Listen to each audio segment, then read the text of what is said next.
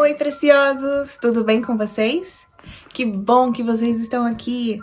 Meu nome é Monique e conto relatos sobrenaturais. Bora pro vídeo? Oi, bora para outro relato? Esse também é um relato meu, vivido por mim, que já foi contado em outros canais. Se vocês escutarem por aí, não estranhem, tá bom? Bom, projeção astral. O nome do relato. Eu tinha 18 anos quando vivi uma daquelas experiências que ficam gravadas como tatuagem na memória. Sim, porque até hoje eu me lembro. Não foi um sonho comum, foi uma projeção astral tão nítida que até hoje eu lembro dos detalhes, como se tivesse acontecido ontem. Eu estava no carro com os meus pais. Era a primeira vez que íamos conhecer o centro espírita distante de onde morávamos. Era de um bairro para o outro, dava uns 30 minutos, sabe? Antes de chegar lá, passamos por uma praça ampla, iluminada e surpreendentemente bonita. Nela, vi pessoas vestidas de branco, de várias idades, enfileiradas. A fila era longa, tão longa que a distância até o centro espírita equivale a quase 15 casas. Era da praça até o centro espírita. E essa fila, ela cortava, é como se tivesse a fila na calçada da praça, atravessava a ruinha e ia pelas calçadas das casas, até chegar no centro espírita. Quando o carro começou a contornar uma praça, uma menininha no meio da fila me reconheceu. Ela apontou diretamente para mim, toda animada, e disse para a mãe: "Olha, mamãe, ela tá aqui." E eu sem entender nada dentro do carro, né? Primeiro que é estranho, porque você vê uma fila de um monte de pessoas com várias idades, tamanhos, e todas vestidas de branco. Até então eu não conhecia exatamente o que era um centro espírita.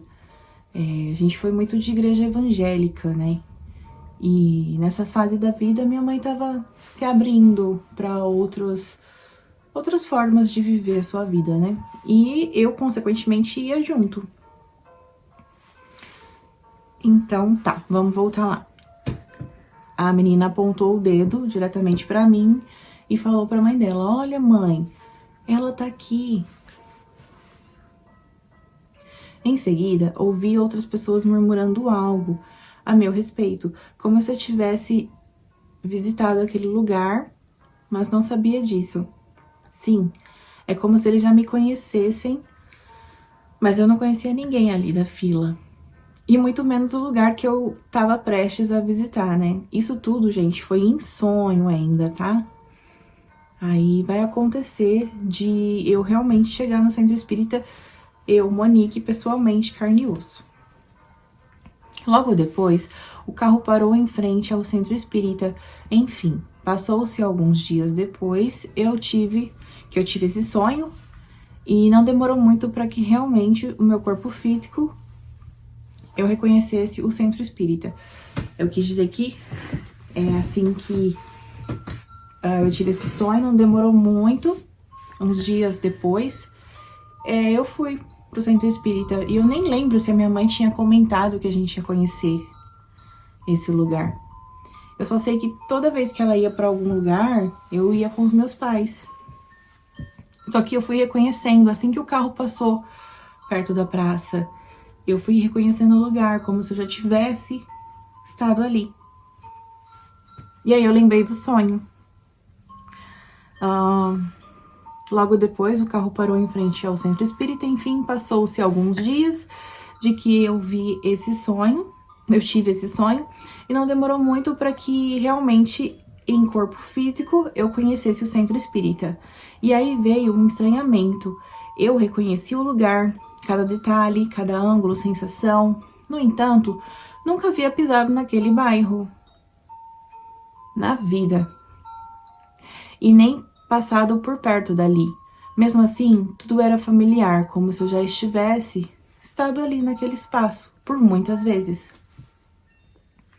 Entramos, caminhei pelo salão e senti um déjà vu se abrindo. passo a passo, diante dos meus olhos. A energia, o cheiro, a disposição das salas, tudo era exatamente igual ao que eu tinha visto antes, no sonho.